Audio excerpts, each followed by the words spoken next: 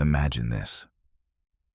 You wake up, your heart racing, your chest tight, and before you've even stepped out of bed, you already feel like you're losing control. This isn't rare. It happens to over 40 million Americans every single year. Anxiety isn't just an idea in your head. It's something that hijacks your body, your mind, and your entire day before it even begins. But here's the shocking twist. What if the answer to breaking free from this endless cycle doesn't come from a new app, a modern therapist, or even medication, but from a philosopher who lived 2,000 years ago? That's right. The ancient Stoics faced wars, plagues, and the constant threat of death, yet they developed a philosophy so practical and so powerful that it still works in our chaotic modern world. And in the next few minutes, I'm going to walk you through 5 timeless Stoic principles, practices that CEOs, world-class athletes, and everyday people are quietly using to escape the grip of anxiety. These aren't abstract theories or boring history lessons. They're real tools you can start applying right now. Because when your mind is calm, your choices sharpen, your relationships improve, and your entire life begins to feel lighter. And here's my promise to you. Stay with me until the very end of this video, because I'll reveal one little-known morning technique from Marcus Aurelius himself. A technique so simple, it takes just 2 minutes, but powerful enough to reset your entire day. Most people have never even heard of it, but once you try it, you'll wonder how you ever lived without it. So if you've ever felt trapped by your thoughts, if you've ever laid awake at night with your worries chasing each other in circles, this video is for you. The Stoics believed we are never powerless, no matter what life throws at us, and today, I'm going to prove to you that's still true. Let's start by getting brutally honest about anxiety. Epictetus, one of the greatest Stoic philosophers, once said, "We suffer not from the events themselves, but from our judgment about them." Think about that for a moment. Most of our stress, our sleepless nights, and our racing thoughts don't come from reality itself, but from the way we perceive it.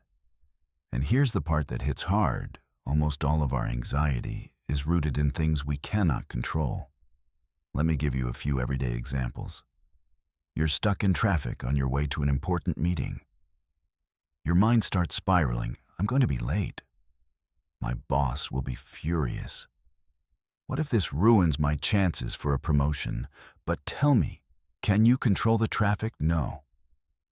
All that stress, that pounding in your chest, that sweaty grip on the steering wheel. It's wasted energy. Or think about the stock market. You check your phone and see it's gone down. Suddenly panic sets in. You imagine losing your savings, your future, your stability. But again, can you control the market? No. And here's a classic one, what other people think of you. Maybe someone at work makes a snide comment, or a friend doesn't text you back. You replay it over and over, wondering what you did wrong. But can you control another person's thoughts or feelings? Never. This is where Epictetus's wisdom becomes life-changing. He taught what's known as the dichotomy of control.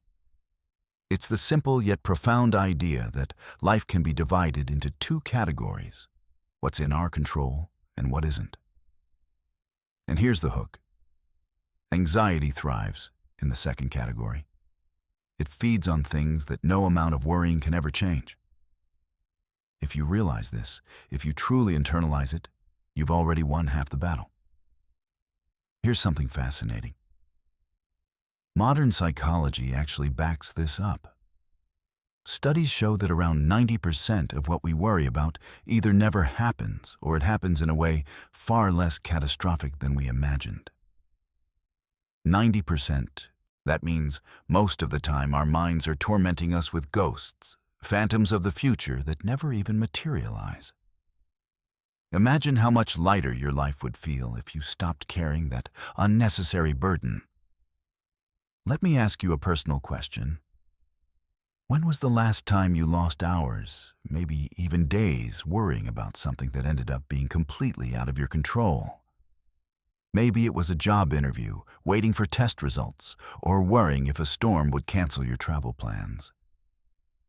You remember that heavy feeling in your chest right now.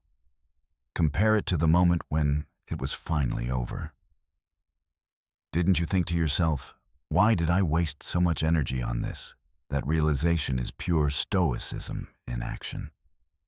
Here's the practical takeaway. The next time anxiety strikes, pause and ask yourself one simple question. Is this within my control? If the answer is no, you've just identified the source of unnecessary suffering. That question is like a sword that cuts anxiety in half. Instead of spiraling, you reclaim your power. Because while you can't control the traffic, you can control how you respond to it. You can listen to a podcast, practice deep breathing, or simply accept the delay. While you can't control the stock market, you can control your investment strategy, your spending habits, or your mindset about money. And while you can't control what others think of you, you can control your character, your words, and your actions. The Stoics believed that peace of mind comes not from controlling the world, but from controlling yourself. And when you adopt this mindset, something incredible happens. Anxiety loses its grip on you. Imagine walking into your day, knowing that no matter what chaos unfolds around you, your inner world remains steady, untouchable. That's the gift Stoicism offers. That's the path to true freedom. And here's today's hook to keep you leaning in. If learning this one principle could already ease 90% of your worries, imagine what will happen when we add 4 more Stoic tools on top of it. The next principle will challenge you to face your fears head-on in a way that actually makes you calmer, not more stressed. Stick with me, because this next part might just flip your entire approach to anxiety upside down. Now that we've uncovered the root of anxiety, let's go deeper into the Stoic tool that can truly reshape your life. What's the principle of control dichotomy? This is where Stoicism becomes practical, not just philosophy. Marcus Aurelius, the Roman emperor, who carried the weight of ruling the largest empire in the world, put it simply: you have power over your mind, not outside events. Realize this, and you will find strength. Think about that for a second. You don't get to control what people say about you. You don't control traffic, politics, or the weather. But you do control how you respond, how you think, and the choices you make next. And here's the truth. Anxiety often comes from confusing those two categories, pouring our energy into things we cannot change instead of focusing on what we can. Let's make this real with an example. Imagine you're terrified of losing your job. Every day the thought gnaws at you. What if I get laid off? What if I can't pay my bills? That fear consumes you. But step back. Do you directly control whether your company decides to cut staff? Not really. What you do control is your skill set, your discipline, your preparation. Instead of spiraling in fear, a Stoic would say, focus that energy on what you can improve: your abilities, your network, your daily performance. Anxiety shrinks the moment you stop wrestling with shadows you can't touch. Here's another one. You're waiting for medical results. You can't stop obsessing, replaying the worst-case scenarios in your head. But in that moment, can you control the outcome of the test? No. The only control you have is over your mindset while you wait. You can choose to spend that time paralyzed, or you can choose to live, to rest, to pray, to connect with the people you love. Stoicism doesn't deny the fear, but it redirects it towards strength. And this isn't just ancient wisdom. A Harvard study found that when people shifted their thinking from what if to what can I do, now their anxiety levels dropped by 32%. That's huge. 32% less anxiety just by asking a different question. Imagine applying that every day. Instead of, "What if I fail this presentation?" you ask, "What can I do right now to prepare better?" Instead of, "What if my partner leaves me?" you ask, "What can I do today to be more loving, more present?" That small shift takes you out of fear and into action. And action is where anxiety dies. The beauty of the control dichotomy is that it frees you. You're no longer chained to the storms of the outside world. You learn to stand firm even when everything around you feels uncertain. Marcus Aurelius himself ruled during plagues, wars, and political chaos. Yet his writings reflect a calm, grounded mind. Why?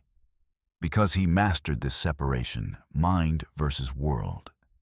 He chose to rule his inner world first, and that gave him strength to face the outer one. So here's a question for you. What's one thing you're worrying about right now that's completely outside your control? Be honest with yourself. Name it. And then ask, what is in my control? The answer might be smaller than you expect, but that small shift is the key. That's where your freedom begins. Because when you focus on what you can control, you stop being a victim of life's chaos. You become the calm center of the storm. And that's exactly how the Stoics lived, not as people without problems, but as people who refuse to waste their energy on the wrong ones. And here's the hook for what's next. Once you master control, the Stoics will ask you to do something that sounds strange. Actually, imagine the worst-case scenario on purpose. Why? Because when you learn to face your fears head-on, anxiety loses its power. Stick around, because this next principle might just change how you see fear forever. Now, this next Stoic principle may sound strange at first. It's called negative visualization, and it's the art of imagining the worst-case scenario on purpose. Yes, you heard that right. The Stoics didn't run away from fear, they stared it straight in the face. Seneca, one of the greatest Stoic minds, once said, "We suffer more in imagination than in reality." And isn't that true? How many times have you played out terrifying scenarios in your head, only to discover reality was never as bad as your mind made it out to be? Here's how it works. Let's say you're terrified of public speaking. Your stomach twists, your palms sweat, your mind screams, "What if I mess up? What if people laugh at me?" Negative visualization flips this around. Instead of avoiding those fears, you lean into them. You actually imagine the audience laughing, whispering, maybe even rolling their eyes. You sit with that fear, you embrace it. And then something powerful happens. You realize that even in that imagined disaster, you survive. The world doesn't end. You walk off the stage, maybe embarrassed, but still alive, still breathing, still you.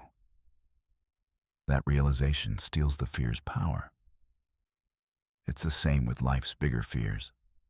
Afraid of losing your job? Imagine it. See yourself packing your desk, walking out of the building. It hurts, it's uncomfortable. But then imagine the next step. You update your resume, apply for new roles, maybe even start a business. You realize that while it wouldn't be pleasant, it wouldn't be the end of you. And that truth, that survival creates calm. Because what we fear most is often not the event itself, but the unknown. Negative visualization makes the unknown familiar. And once it's familiar, it's far less frightening. Psychologists today agree. Exposure therapy. One of the most effective treatments for anxiety is built on this exact principle, facing fears in controlled doses until they lose their sting. The Stoics were practicing this over 2,000 years ago. They knew that courage isn't about avoiding fear, it's about training your mind to see fear clearly and keep moving anyway. Let me give you a more personal example. Have you ever worried endlessly about a conversation, maybe telling your partner bad news or admitting a mistake at work? You replayed it 100 times, imagining anger, disappointment, rejection. But when the conversation finally happened, it was never as bad as your mind made it. Sometimes the other person even responded with understanding or kindness. That's the power of realizing Seneca was right. We suffer more in imagination than in reality. Here's the key takeaway. When you visualize the worst, you take away its ability to surprise you. Anxiety thrives on surprise, on catching you unprepared. But if you've already seen the disaster in your mind, when reality unfolds, you're calm, steady, and ready. It's not about being pessimistic. It's about becoming unshakable. So here's a question for you. What's the one fear that's been haunting you lately? Is it failing at something important, losing someone you love, or maybe just embarrassing yourself in front of others? What would happen if you imagined it fully walked yourself through the worst case, and then reminded yourself that you'd still be here, still standing? Try it, and you'll see how liberating it is. And here's the twist that keeps you hooked. And the Stoics didn't just stop at imagining the worst, they paired it with gratitude. After visualizing loss, they looked at what they still had, and gratitude became stronger than fear. In the next part, I'll show you how journaling and self-reflection, the daily practice of Marcus Aurelius himself, can transform fear into clarity and peace. Don't miss it. One of the most powerful yet overlooked tools of the Stoics is something so simple, so human, that anyone can do it. It's journaling.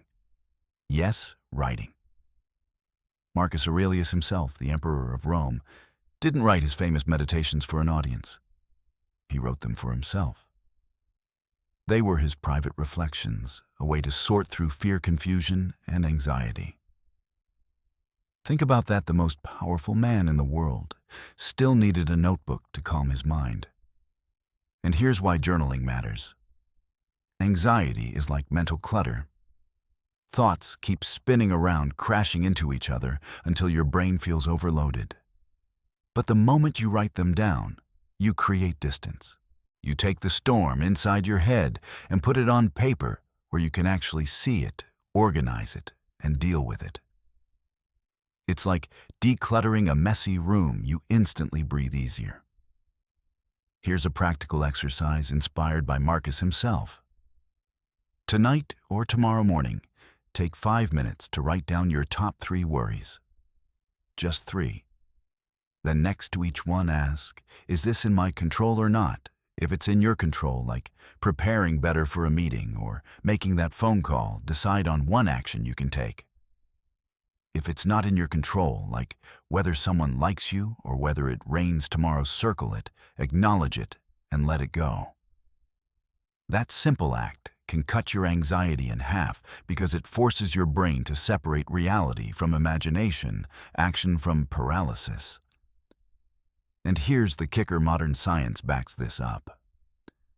Research shows that journaling helps regulate emotions, reduces stress, and even improves sleep quality. When your thoughts are on paper, your mind doesn't feel the need to keep them on repeat at night. That's why people who journal regularly often report falling asleep faster and waking up calmer. In other words, journaling isn't just a Stoic practice. It's a scientifically proven tool for peace of mind. If you're thinking, but I don't have time, here's the truth: you don't need an hour. You don't even need 10 minutes. Just 5 minutes a day is enough. In fact, many of today's millionaires, CEOs, and high achievers start their morning by journaling for exactly 5 minutes. Isn't that fascinating? 2,000 years after Marcus Aurelius, the most successful people in the world are still using his method. The difference is, you don't need to be an emperor or millionaire to benefit from it. You just need a pen and paper. Let me ask you, what would happen if you started your day by unloading your worries onto paper instead of letting them weigh you down in silence? What if instead of scrolling your phone first thing in the morning, you gave yourself 5 quiet minutes to write, reflect, and choose how you want to face the day? That small habit could completely reshape how you experience anxiety. The Stoics understood that we can't always silence the noise of the world, but we can choose how we process it. Journaling is a way of reclaiming your inner space. It's about reminding yourself, this I can control, this I cannot. And in that clarity, anxiety loses its power. So here's your challenge tonight. Grab a notebook and write down 3 worries. Ask yourself the Marcus Aurelius question, is this mine to control? You'll be surprised how much lighter you feel. And if millionaires today still do this just like Marcus did 2,000 years ago, why wouldn't you? And here's the hook to keep you with me in the next principle. We'll go beyond writing and into breathing, yes. Something as natural as your breath can instantly rewire your body's response to stress. And it's not just philosophy, even Navy SEALs use it in combat. Don't miss it. Epictetus once said, "People are not disturbed by things, but by the views they take of them." In other words, it's not the events of life that create anxiety, it's our reaction to them. And the good news is, we can train that reaction. One of the most practical ways to do this is through something so simple yet so overlooked, your breath. Think about it. Anxiety hijacks your body. Your heart races, your chest tightens, your thoughts speed up. But what if you had a reset button? The Stoics didn't talk about neuroscience, but they understood presence. And today, science confirms what they practiced. Intuitively controlled breathing can literally shift your nervous system from panic to calm in just a few moments. Here's a technique you can use right now. It's called the 4-4-8 method. Inhale slowly through your nose for 4 seconds, hold that breath for another 4, and then exhale through your mouth for a full 8 seconds. Why longer on the exhale? Because it signals to your body that you're safe, switching off that fight or flight response. Do this for just 2 or 3 cycles, and you'll feel the shift. Your shoulders drop, your mind clears, and suddenly the chaos doesn't feel so overwhelming. Let's make it real. Imagine you're in a tense work meeting. Your boss asks a tough question, and you feel panic rising. Instead of blurting out something rushed or freezing in silence, you pause. You take 2 deep 4-4-8 breaths. In less than 30 seconds, you've reset your entire state of mind. Now, instead of reacting from fear, you respond with clarity. That's Stoicism in action, not controlling the meeting, but controlling yourself. And here's what makes this even more powerful: elite soldiers use it too. Navy SEALs train with similar breathing techniques to stay calm under fire. If it works in combat, imagine how well it works in daily life, before a presentation, during a conflict with your partner, or even when you're stuck in traffic. This is how you take back control when anxiety tries to take it from you. But breathing isn't just about calming down, it's about coming back to the present moment. Anxiety pulls us into the future, filling our heads with what-ifs. Stoic breathing anchors you to the what is. Right here, right now. Try it next time you feel your mind spinning. Ask yourself, am I in danger at this exact moment? Most of the time, the answer is no. The danger exists only in your thoughts. Your breath reminds you of that truth. And if you're skeptical, consider this. Studies show that deep breathing not only reduces stress hormones like cortisol, but also improves focus and lowers blood pressure. It's free, it's available anytime, and it only takes a few seconds. Yet, most people never use it. The Stoics would say that's like walking around with a shield, but refusing to raise it in battle. So here's my challenge for you. The next time anxiety hits, don't reach for your phone, don't pour another cup of coffee. Just stop, close your eyes, and do 2 rounds of 4-4-8 breathing. Notice how different you feel after less than a minute. That's you proving Epictetus right. It's not the event itself, but your response that defines your peace. And here's the hook: if breathing can reset your body in under a minute, imagine what happens when you combine it with Marcus Aurelius's 2-minute morning technique, a daily ritual to armor your mind against anxiety before the day even begins. That's what we'll dive into next, and trust me, you'll want to try it tomorrow morning. Now let's talk about a Stoic practice so simple yet so powerful that it could reshape your entire day in just 2 minutes. This was Marcus Aurelius's secret ritual, his way of preparing his mind for the chaos of life. And here's how it works.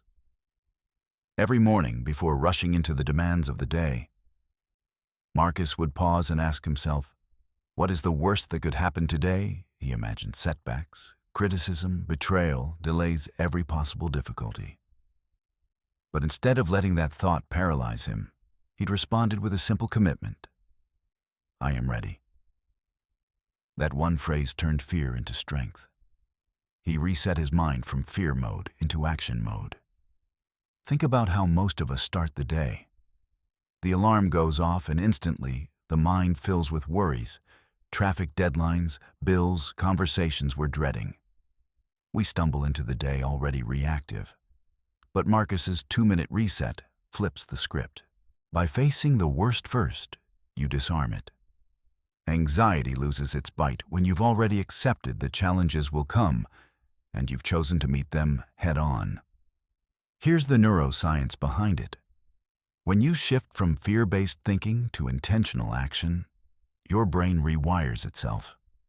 Instead of flooding your body with stress hormones, it engages the prefrontal cortex, the part of the brain responsible for focus and problem solving. That means you're calmer, sharper, and more resilient, all because of a 2-minute ritual.